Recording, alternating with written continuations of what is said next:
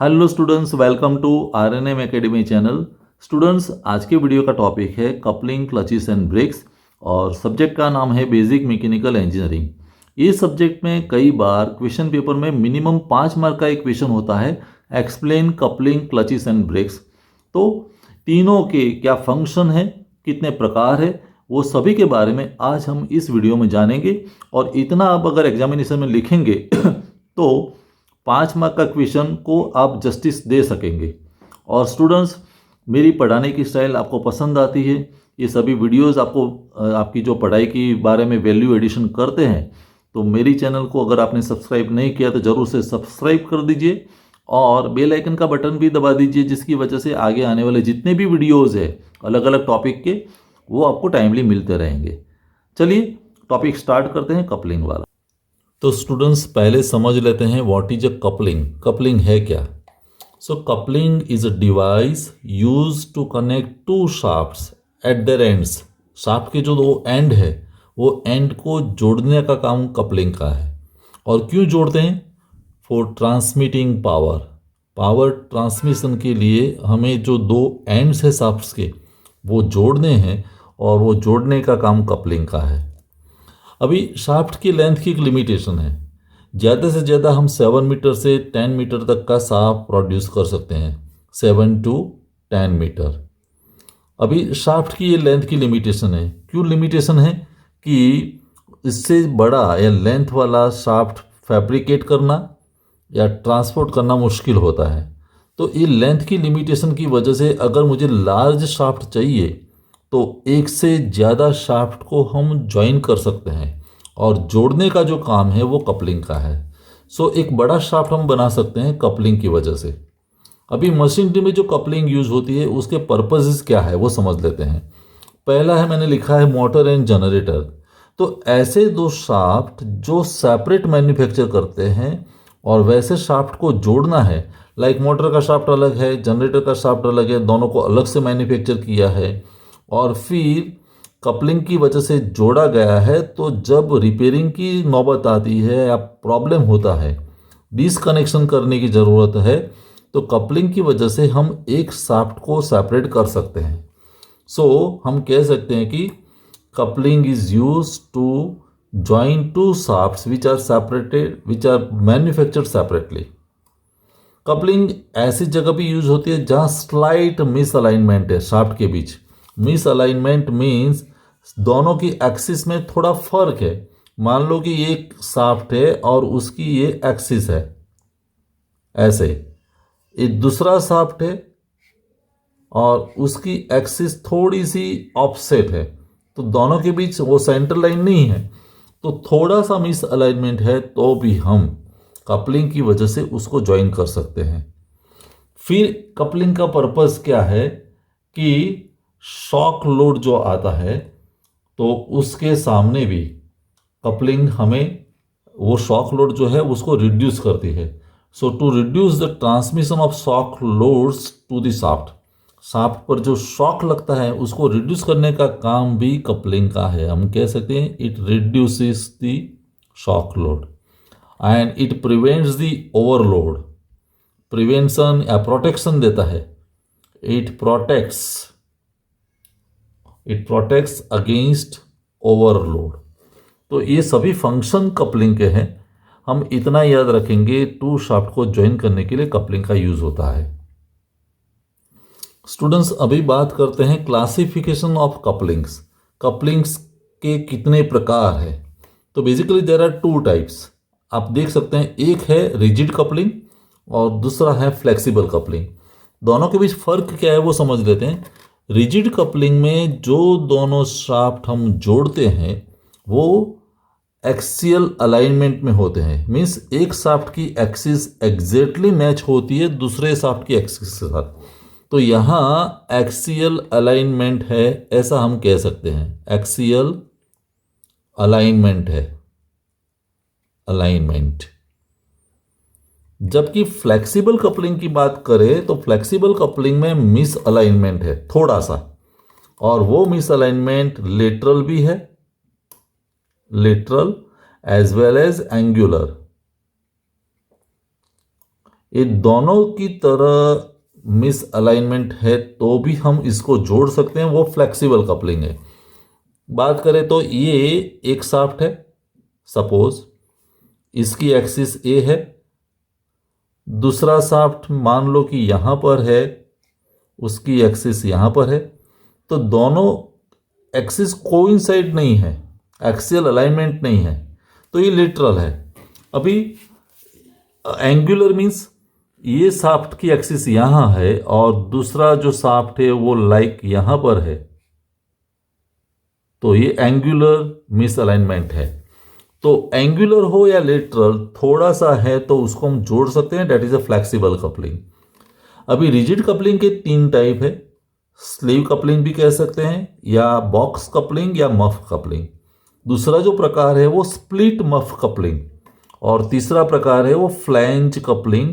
लेकिन फ्लैंज में भी 2 प्रकार है, एक प्रोटेक्टेड टाइप कपलिंग और दूसरा है अनप्रोटेक्टेड टाइप कपलिंग। अभी बात करते हैं फ्लेक्सिबल कपलिंग की। तो फ्लेक्सिबल कपलिंग 3 प्रकार की है, Bush pin type, universal type coupling and old harm coupling. तो ये फ्लेक्सिबल कपलिंग है, तो ये क्लासिफिकेशन हम याद रखेंगे।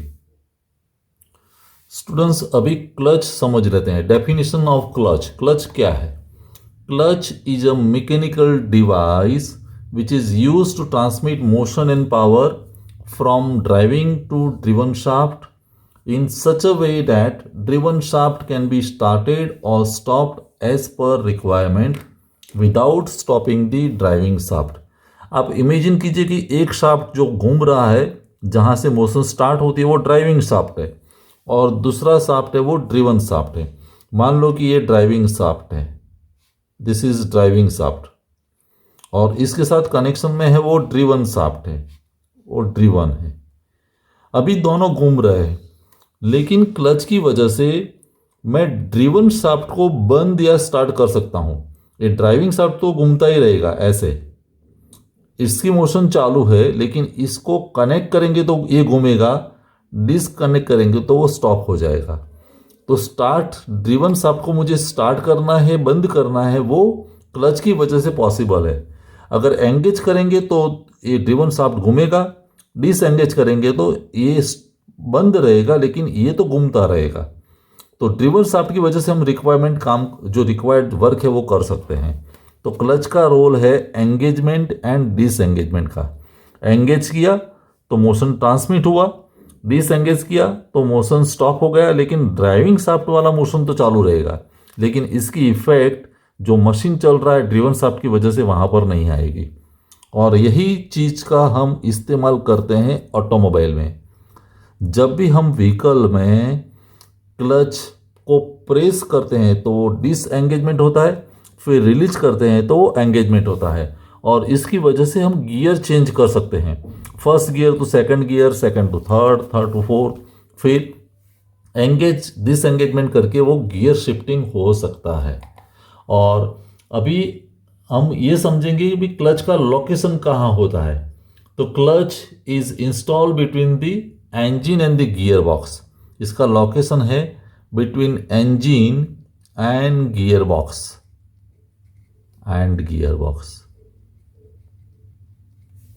तो ये क्लच का रोल है।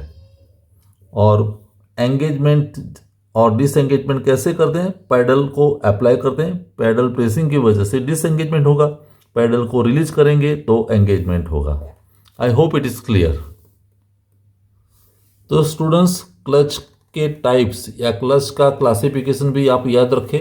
Basically clutches are classified in 4 groups.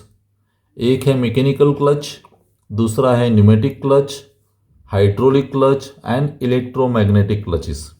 अभी मैकेनिकल क्लचेस है वो 2 प्रकार की है, positive contact clutch and friction clutch.